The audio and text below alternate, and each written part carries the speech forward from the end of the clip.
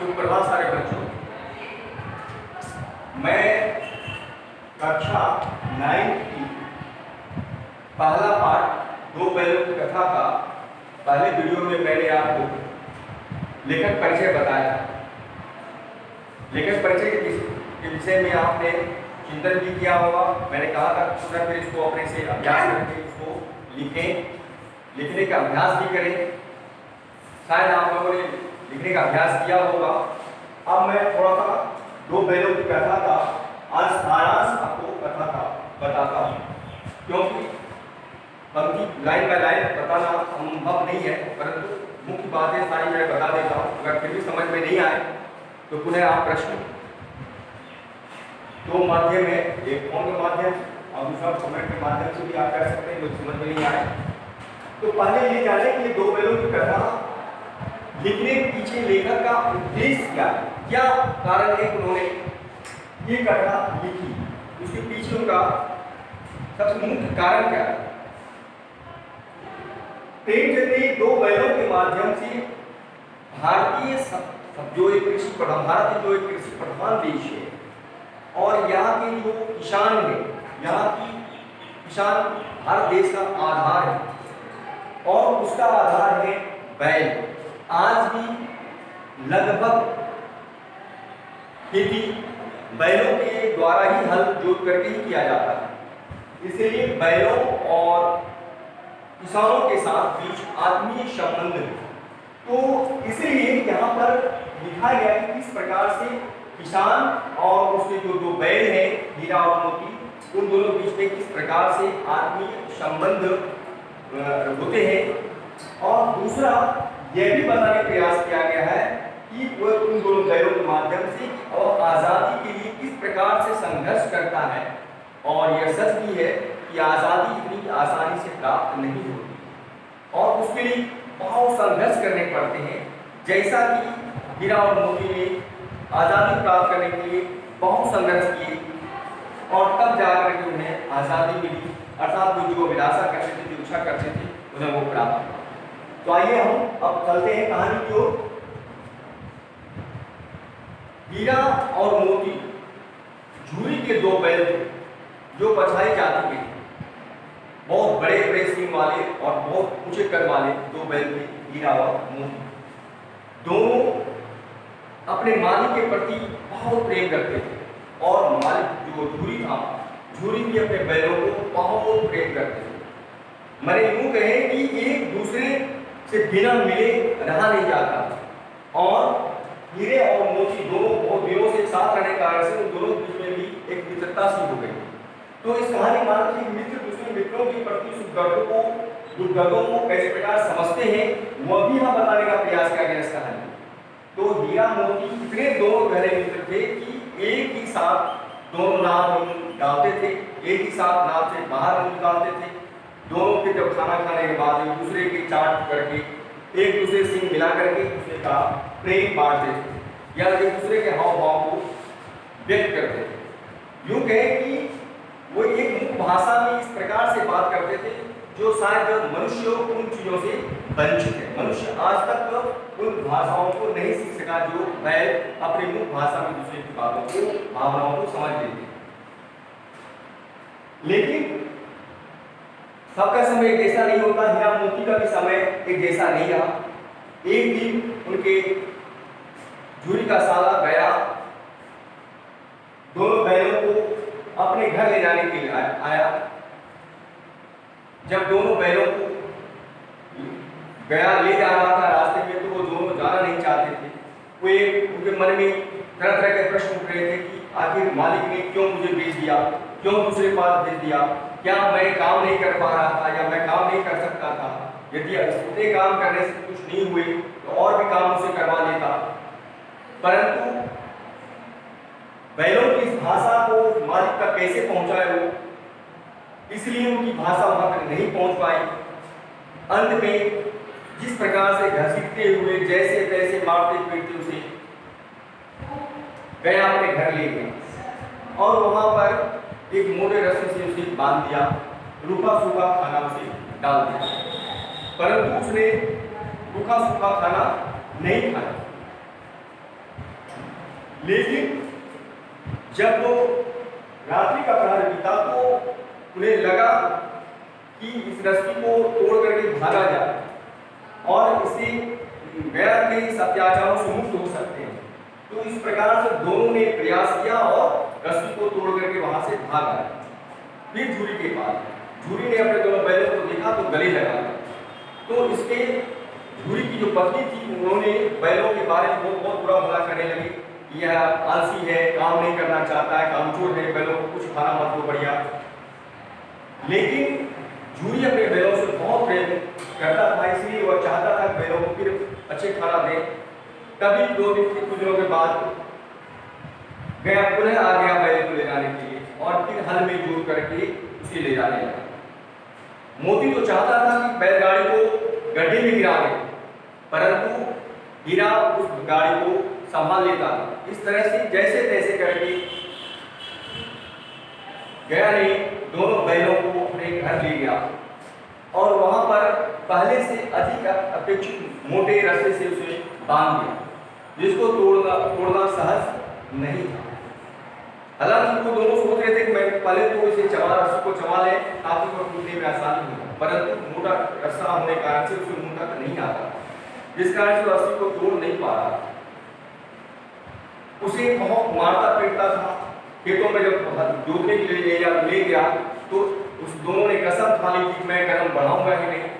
इस पर हीरा को बहुत पीटा, यहाँ तक उसके नाक पर भी डंडे से प्रहार किया। तो गुस्सा करके दोनों ने हल लेकर के खेतों से भाग खड़ा हुआ, लेकिन रस्सी बड़ी होने के कारण से पुनः पकड़ा गया और बहुत मारते पीटते फिर घर लाया गया। फिर रूखा सूखा उसे खाना दे दिया गया। लेकिन उसी घर में एक छोटी बच्ची रहती थी जो सौतेली माँ के अत्याचारों से भी प्रभावित थी। उसकी भी अपनी माँ नहीं थी, तो उसकी अपनी पीड़ा का अनुभव करते हुए बैलों की पीड़ा का अनुभव करने लगी।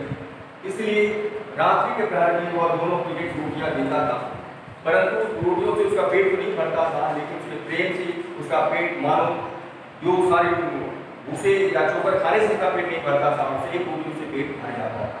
इसके कारण से उसके प्रेम के कारण से वह भोजन न करने पर भी दुर्बल नहीं होता।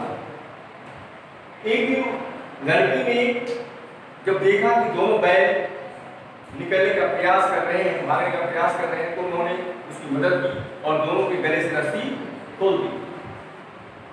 वह दोनों सोचने लगा बच्ची को छोड़ करके अगर मैं भाग जाता हूँ तो बच्ची के पिताजी या बच्ची की माँ उसे पीटने लगेंगे, क्यों किसी कारण से बैल भाग गए, तो यह दोषी मान करके। परंतु कभी लड़की चिल्लाने लगी कि बैल भाग रहा है, बैल भाग रहा है। यह सुन करके सभी लोग दौड़े पड़ते दोनों बैल वहां से भाग खड़े। लोगों ने उसका पीछा किया, परंतु बैल भागते भागते इतनी आगे चले आए, गांव वाले उसे पकड़ नहीं पाए। परंतु रास्ते में उन्हें दोनों को बहुत भूख लगी थी। एक मटर के खेत में खाने के लिए चला गया। हरे हरे मटर को देख करके उसने सारे दोनों ने अपने मन को संतुष्ट किया। तभी एक सांड उधर से आ रहा था और दोनों ने भागने के निश्चय किया, तो देखा कि उसे भागना संभव नहीं है। तो फिर उन दोनों ने डट करके मुकाबला करने का निश्चय किया और दोनों ने एक युद्ध की एक नीति बनाई कि हम दोनों कोई आगे सवार करेंगे और कोई पीछे सवार करेंगे। इस प्रकार से दोनों के इस प्रकार नीति से सांड विचलित हो गया और वह जान बचा करके वहां से भाग पड़ा। तभी लड़ने के क्रम में उन्हें भूख फिर लगने लगी और फिर मोती खेतों में चला गया और फिर खाने लगा। हीरा ने उसे मना किया, परंतु मोती नहीं माना। तभी इसका मालिक आ गया और हीरा मोती खेतों से भाग नहीं सका, क्योंकि खेत दलदली था, उसका पैर धंस गया, इसलिए वह भाग ना सका और वह पकड़ा गया। मोती को पकड़ा हुआ देख करके हीरा सोचा कि मित्रों को इस विपत्ति में छोड़कर जाना उचित नहीं, इसलिए वो भी नहीं गया और पूरी अपने आप खेतों के मालिक के हवाले कर दिया। दोनों को पकड़ करके खेतों के मालिक ने बहुत पीटा और उसे ले जाकर काजी हाउस में, जिसको कि जानवरों का जेल कह सकते हैं, जेल में डाल दिया। जिसको क्या कहते हैं, काजी हाउस में उसको डाल दिया। वहाँ पर पहले से भी बहुत सारे जानवर थे जो बहुत दुर्बल सूखे थे, जिसको चारे का कोई प्रबंध नहीं था। वो सोचता था कि यहाँ का मालिक कैसा है, जो कुछ भी खाना नहीं देता है, समय कभी केवल 3 महीने एक बार पानी उसे दिया जाता था। देखा धीरे धीरे दोनों जर्जर हो गए, शरीर की हड्डियां निकल गई, अस्थि पंजर दिखने लगे और जितने भी जानवर थे वो उठ भी तक नहीं पा रहे थे, दुर्बल थे। तो उन्होंने सोचा इस तरह से अगर मैं रहूँगा यहाँ हमारी मृत्यु हो जाएगी। इस आज़ादी, इस बंधन से मुक्त होने के लिए, आज़ादी की सांस लेने के लिए उसने प्रयास करना शुरू किया। फिर हीरा ने दीवार पर प्रहार किया, दीवार के कुछ परतें उतरने लगी, उसे और विश्वास बढ़ा और उसने प्रहार किया। तभी जो रखवाला था, चौकीदार था, उसने देख लिया और हीरा को फिर मोटे रस्ते से बांध दिया। फिर यह देख करके मोती ने हीरा के द्वारा किए गए प्रयासों को पूरा करने के लिए मोती ने प्रयास करना शुरू किया और धीरे धीरे उसने उस दीवार को तोड़ दिया जिसमें सारे जानवर बंद। फिर उन्होंने सारे जानवर भी, घोड़े, बकरी, गधे सभी भाग खड़े हुए और परंतु ये दोनों नहीं भाग पाए क्योंकि हीरा बंधा हुआ था और हीरा को छोड़ करके मोती भागना नहीं चाहता था, अपने मित्रों को दुखे में छोड़ करके नहीं जाना चाहता था। जब काली हौस के मालिक जो थे वो जब आए तो उन्होंने देखा सारे जानवर भाग खड़े थे, तो क्रोध में आकर के उन्होंने उसकी नीलामी कर दी। नीलामी में एक गाड़ी वाला व्यक्ति उन्हें खरीद करके ले जा रहा था। उन्होंने क्या समझ गया कि अब हम दोनों का अंत निश्चित है और रास्ता भी जाना पहचाना नहीं लग रहा था। परंतु जब रास्ते में जाते जाते कुछ रास्ते में देखा कि कुछ गायें बैल चल रहे थे, कुछ उछल रहे थे, कुछ कूद रहे थे। उन लोगों की आज़ादी को देख करके इनके मन में भी आज़ाद होने की लालसा जागृत हुई। तभी उन्होंने देखा कि ये कुएं, तालाब, खेत उन्हें कुछ परिचित सा लगा और उन्होंने दोनों ने एक दूसरे को मुख भाषा में इशारा की और एक झटका दिया और दोनों उसके हाथों से रस्सी छूट गई और दोनों भागता हुआ सीधा झूरी के बथान पर जाकर के गौशाले में जाकर खड़ा हो गया। गाड़ी वाला पीछे पीछे वहां तक पहुंच गया, परंतु गांव वाले और झूरी को देख करके वो इतने साहस नहीं कर पाए कि मैं उसे वहां से खींच करके ले जा सकूं। लेकिन तभी मोती उसे मारने के लिए दौड़ा, कुछ दूर वह भाग खड़ा हुआ और उसकी वीरता को देख करके, उसकी साहस को देख करके गांव वाले ने, बच्चों ने बड़ी तालियां बजाई और उसकी इस साहस की प्रशंसा की। तब तक में झूरी की पत्नी भी आ गई। झूरी की पत्नी ने जब बैलों की स्थिति को देखा तो उन्हें भी अपने बैलों से बहुत प्रेम उत्पन्न हो गया और वह भी गले से लगा ली बैलों को और अपने मालिक को पा करके हीरा और मोती भी बहुत प्रसन्न था और झूरी भी अपने बैलों को पा करके बहुत प्रसन्न है। इस कहानी में आपने देखा कि किस प्रकार से दोनों मित्र समय पर एक दूसरे का साथ देते हैं, किस प्रकार से किसान अपने बैलों को किस प्रकार से आत्मीयता का संबंध रखते हैं, किस प्रकार से वो एक दूसरे के प्रेम को समझते हैं, किस प्रकार से लड़की की उस प्रेम भावना को समझते हैं। तो ये सभी चीजें इस कहानी के माध्यम से लेखक समाज में जो फैली हुई है चीजें हैं उसको इस कहानी के माध्यम से दिखाने का प्रयास किया गया है।